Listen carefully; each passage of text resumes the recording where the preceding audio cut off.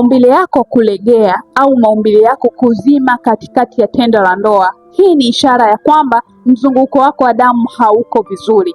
Na maanisha kwamba mwanaume, kama unapitia hali hii, kaa chini, tafakari. Je, ulishawahi kufanya masturbation? Kwa sababu masturbation ni sehemu mojawapo ambayo inachangia mwanaume kupitia hali kama hii.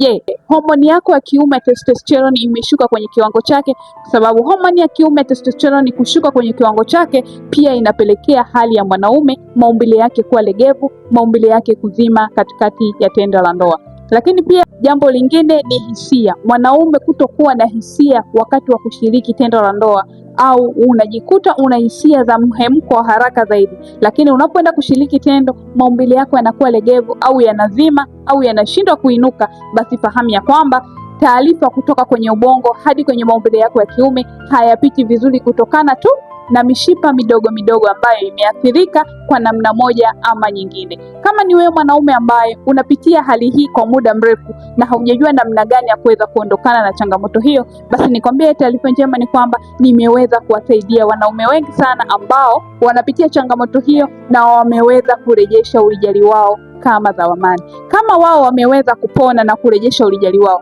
wewe ushindwe una tatizo la aina gani? Na kama unahitaji programu hii, basi ni wakati wako sahihi wa kunitafuta ili niweze kupatia suluhisho sahihi.